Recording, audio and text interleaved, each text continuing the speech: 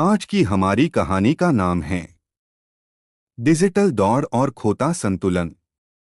यह कहानी है प्रोफेसर अंशुमान की, जो एक छोटे से डिग्री कॉलेज में पढ़ाते थे। अंशुमान एक बेहद शांत, शर्मीले और संजीदा व्यक्ति थे।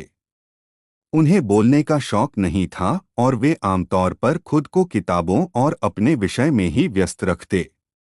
छात्रों के बीच उनकी छवि एक गंभीर शिक्षक की थी, लेकिन जब भी उन्हें किसी मंच पर बोलने का मौका मिलता, वे कुछ ऐसा बोल जाते कि सब चौंक जाते।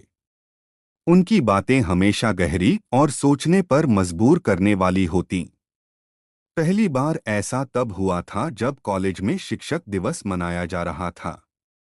अंशुमान को मजबूरी में मंच पर बुलाया गया। पहले तो उन्होंने मना करने की कोशिश की, लेकिन सहकर्मियों के जोर देने पर वह तैयार हो गए। मंच पर पहुंचकर उन्होंने कहा, हम शिक्षक तो ज्ञान का दीप जलाने आए थे, पर अब ऐसा लगता है जैसे हम ज्ञान का दीप नहीं, मोबाइल की स्क्रीन का उजाला बढ़ा रहे हैं।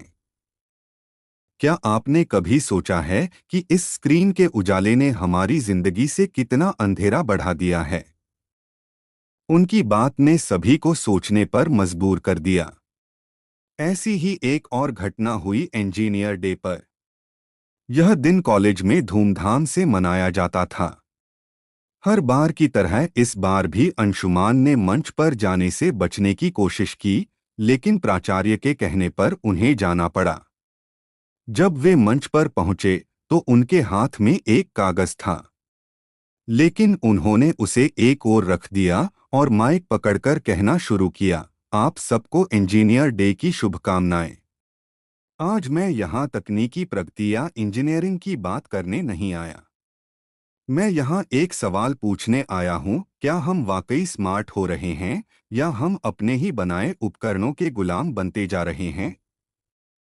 अंशुमान ने हल्के से मुस्कुराते हुए अपनी बात जारी रखी।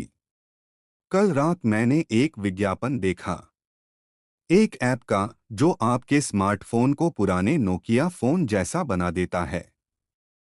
इसका काम बस इतना है कि आपको उन ऐप्स से बचाना जिन पर आप घंटों बर्बाद कर रहे हैं। इसके लिए वह आपसे पैसे लेता है, महीने के 99 रुपए, साल के 350 रुपए और जीवन भर के लिए 850। सोचने वाली बात है, हमें खुद से बचने के लिए अब पैसे देने पड़ रहे हैं। श्रोताओं में खामोशी थी। अंशुमान ने गहरी सांस ली और कहा, सोचिए, हमारे दिमाग को किस तरह से इन उपकरणों ने जकड़ लिया है। हम इतने मजबूर हो गए हैं कि अपने ही फोन पर समय बर्बाद करने से बचने के लिए ऐप्स का सहारा लेना पड़ रहा है। पहले ये उपकरण हमारे काम को आसान बनाने के लिए बने थे। अब ये हमारे समय और मनोस्थिति पर राज कर रहे हैं। उन्होंने अपनी बात को आगे बढ़ाते हुए कहा, यह सिर्फ एक ऐप का मुद्दा नहीं है। यह इस बात का प्रमाण है कि हम डिजिटल दुनिया में अंधाधुंध दौड़ लगा रहे हैं, बिना यह समझे कि इसका असर हमारे दिमाग और मानसिक स्वास्थ्य पर कितना गहरा हो सकता है। उन्होंने छात्रों की ओर देखा और कहा, क्या आप जानते हैं कि हर बार जब आप सोशल मीडिया पर स्क्रॉल करते हैं तो आपका दिमाग डोपामाइन छोड़ता है, वही रसायन जो नशे की लत में शामिल होता है। धीरे धीरे आपका दिमाग इस पर निर्भर हो जाता है। आपको लगता है कि आप रिलैक्स कर रहे हैं, लेकिन असल में आप अपने दिमाग को और थका रहे हैं। यही वजह है कि हमें अब डिजिटल डिटॉक्स जैसे शब्द सुनने को मिलते हैं।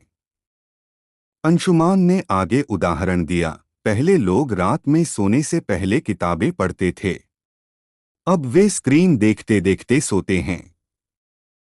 क्या आपने महसूस किया है कि स्क्रीन देखने के बाद आपको गहरी नींद नहीं आती? यह इसलिए है क्योंकि स्क्रीन की नीली रोशनी आपके दिमाग को यह संकेत देती है कि अभी दिन है। हमारा दिमाग इस बात को समझ नहीं पाता और हम बेचैन हो जाते हैं। उन्होंने थोड़ी देर रुककर पानी पिया और कहा, यह तकनीक की आलोचना नहीं है। यह तकनीक हमारे जीवन को बेहतर बना सकती है, लेकिन हमें इसे समझने की जरूरत है। लेकिन तभी जब हम इसे संभालकर इस्तेमाल करें, वरना यह हमें खत्म कर देगी। क्या यह दुखद नहीं है कि हमें यह सिखाने के लिए ऐप्स बनाने पड़े कि हमें फोन से दूर रहना चाहिए? क्या यह समय नहीं है कि हम अपने जीवन का नियंत्रण खुद लें? अंशुमान ने अंत में छात्रों से कहा, तकनीक हमारी सेवा के लिए है, हम उसके गुलाम नहीं। अपने समय का मूल्य समझिए, अपने रिश्तों का सम्मान कीजिए। डिजिटल दुनिया में हर चीज पर विश्वास मत कीजिए। और सबसे जरूरी, खुद को उन चीजों से बचाने के लिए पैसे मत दीजिए जो आपके ही नियंत्रण में होनी चाहिए। मंच से उतरते वक्त पूरा हॉल तालियों से गूंज उठा। अंशुमान की बातें सबके दिल और दिमाग में गहराई से उतर चुकी थीं।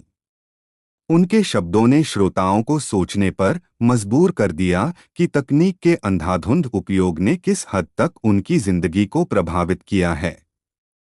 यह कहानी हमें यह सिखाती है कि तकनीक हमारे जीवन का अहम हिस्सा हो सकती है, लेकिन अगर हमने इसका अंधाधुंध इस्तेमाल किया तो यह हमें मानसिक और भावनात्मक रूप से नुकसान पहुंचा सकती है। हमें तकनीक का इस्तेमाल समझदारी से करना चाहिए, न कि इसे अपनी आदत और लत बनने देना चाहिए।